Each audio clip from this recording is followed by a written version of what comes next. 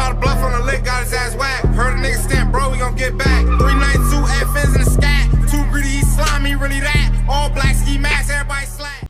From recording on Xbox headsets to rejecting Playboi Carti's Opium, here is how Glokk40Spaz became one of Atlanta's most popular upcoming rappers. The 19-year-old was born in Eastside Atlanta. However, he moved all around the city throughout his childhood years. He was also frequently in and out of juvenile detention as a teenager. He would start rapping using heavy auto-tune for his inspiration, D Savage. He said, Okay. Yo, pardon me, y'all. I was listening to Poolside this shit. I don't know why. I thought I paused that shit. Pardon me.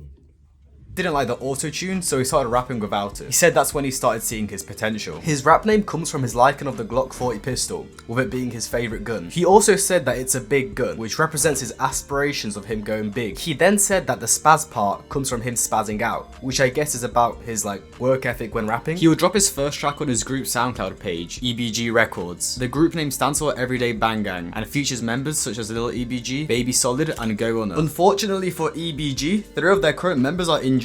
Lil EBG and Go Unna, aged 13 and 19, are both currently locked up on murder charges. Then Glokk40Spaz himself is in jail for assault, armed robbery and possession of a firearm. Let's just say it's not currently looking great for EBG. Glokk40 would release his first song in 2018 at the age of 15. The songs weren't great, however, you could tell that he's been working on the aggressive style since he was very young. He would then drop a couple more singles named Rock Out, Die For Mine and First Day Out. Then around a year later, he would drop the 8-track mixtape, Don't Get To... start putting music on, if your favorite artist ain't started on SoundCloud, he's ass. Then from 2019 to 2021, he would continue to drop singles and mixtapes. I won't go into depth about the music he released in these years, as I don't feel like they had significant impact on his career, but I will briefly cover the important information. So after the release of Don't Get Took Off, he would release Don't Get Took Off 2 in late 2020. In the July of 2021, he would release 2 Woe Glocks. I'm not sure if I say that 2 Woe Glocks or just 2 Glocks. The last song of the album, Free Sumo, would be the first song that would really get Glokk40Spaz's name out there, with it currently being one of his most streamed songs on Spotify. At the end of 2021, he would also release a music video for the song, with it currently sitting on 300,000 views.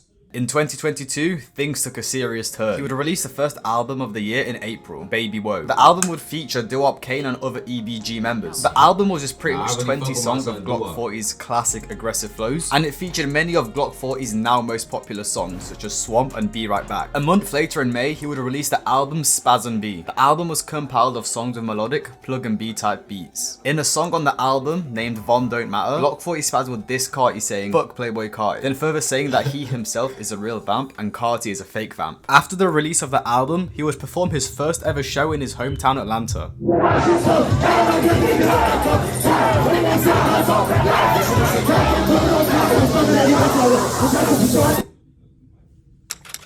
I ain't gonna lie, I feel like the reason he dissed Carti was the reason that shit went viral. No funny shit. Then later in July, Glokk40Spaz would get an Instagram DM from the Opium label creative director, Opium J. Glokk40Spaz would screenshot the DM and put it on his story, asking if it means anything. Opium J messaging him is kind of weird, as he's dissed Carti multiple times, so I'm not really sure what he was thinking. This got fans talking about him potentially signing to Opium, but we wouldn't hear about this again for a couple months. Then on August 12th, he would release his album Don't Get Took Off. The album would contain 12 tracks, which are all mostly Glokk40's usual aggressive style. Soon after the release of the album, he would be arrested on the 31st of August, 2 days after his birthday. He was arrested for aggravated assault, armed robbery, possession of a firearm, and unlawful entry. There is a whole police transcript from the Georgia Gazette. The transcript from the news article makes it seem like he was trying to meet up with fans and rob them. However, fans on Reddit are saying that the alleged victims were actually drug dealers. Unfortunately for him, the following months would be when he would really start to gain a lot of traction. At the start of September 2022, Glokk40Spaz would be hit up by Young Scooter. Then a couple weeks later, Opium J would tweet mentioning Glokk40Spaz, suggesting he is... The UK niggas be making,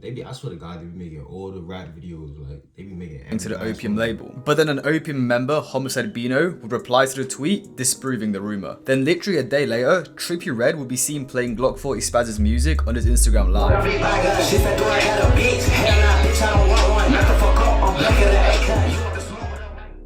Then at the end of September, he would release the I Choose Violence music video, which is currently his biggest music video with over 1.2 million views. As you can see, September was an insane month for him. But in November, Glokk40 would make his final decision on a label. In November, he would officially announce that he is signed to Columbia Records. Then after signing to Columbia, Glokk40Spaz would announce from jail that he is not signed to Opium. They saying you signing to OPM or nah, and then they just saying free you. Nigga, no. Y'all niggas shut that the hell up. Saying it. Everybody, Wait, where he locked everybody's up saying I'm OPM. signing Columbia. at? Did he say where he was locked up at? And that wraps it up for Glokk40Spaz. As we can see, he has lots of potential and he's set to be a superstar. However, he needs to get out of jail ASAP and not get into any more trouble. So I'm going to interrupt this here because he's just recently done an interview from jail and he said that he wants to move to LA to stay out of trouble and just focus on music. It's just certain shit. I'm moving when I get out. On God. Hey, so I ain't living in Atlanta no more.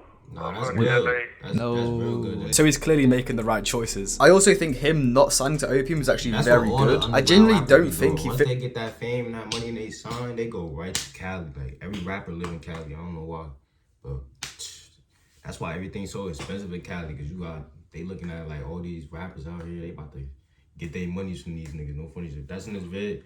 Free Spaz for me, my IG Dior Jew, my Snap YBW Jew1, my Onlyfans free subscription at Dior Jew. Hit that like button, that's out, man.